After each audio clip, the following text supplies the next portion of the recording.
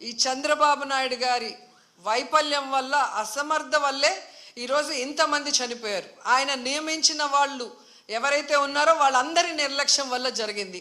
So వెంటనే ఈ ఎఫ్ఐఆర్లు మార్చి తప్పు చేసిన వాళ్ళ మీద క్రిమినల్ కేసులు పెట్టాలి.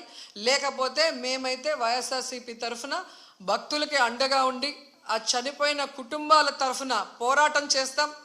వాళ్ళకి కూడా ఎక్స్గ్రేషియా ఒక్కొక్కరికి మరి డబ్బులు 1 కోటి నుంచి 2 కోట్ల దాకా ఇవ్వాల్సిన అవసరం ఉంది.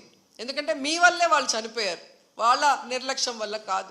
అలాగే గాయాలైన వాళ్ళకి 25 లక్షల రూపాయలు కూడా ఇవ్వాలని డిమాండ్ చేస్తూ, నిజంగా తిరుపతి అమ్మాయిగా నాకు నిజంగా చాలా బాధేస్తుంది. ఎందుకంటే నాకు తెలిసి ఇంతవరకు తిరుమల చరిత్రలో ఇలా వైకుంఠ ఏకాదశి కోసం దర్శనానికి వచ్చిన వాళ్ళు చనిపోయిన దాఖలాలే లేదు. అలాంటిది ఈరోజు 6 మంది దాకా చనిపోయారు అంటుంటే, ఆ కుటుంబాలు టీవీల్లో చూస్తుంటే వాళ్ళు ఏడుస్తుంటే మనసు ద్రవించిపోతుంది. కానీ ఈ కుటుంబ ప్రభుత్వానికి ఏ ఎమోషన్ లేదు, ఏ బాధ లేదు. ఎలా తప్పించుకుందామా, ఎవరి మీద తోసేద్దామా అన్న ప్రయత్నమే వీళ్ళు చేస్తున్నారు.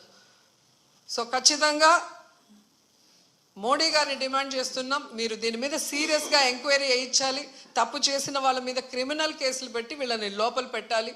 అలాగే హైందవ శంకరావం చేసిన ఈ మఠాధిపతులందరికీ చేతులెత్తి నమస్కరిస్తున్నా, ఇప్పుడు బయటకు రండి. బయటకు వచ్చి ఈ హైందవ ధర్మాన్ని నమ్ముకున్న భక్తుల్ని కాపాడుకోవాల్సిన బాధ్యత మన మీద ఉంది. అలాగే తిరుమల పవిత్రత కాపాడాల్సిన బాధ్యత మన మీద ఉంది. అలాగే భక్తుల చావుకు కారణమైన వాళ్ళని శిక్షించే విధంగా మనం పోరాడాల్సిన అవసరం కూడా ఈరోజు ఉంది. కాబట్టి మీరు అందరూ బయటికి రావాలి, మాట్లాడాలని కూడా కోరుకుంటున్నాను.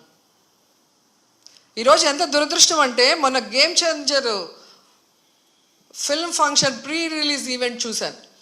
ఫొటోస్ చూస్తే మినిస్టర్ ఉన్నారు, కలెక్టర్ ఉన్నారు, ఎస్పీ ఉన్నారు.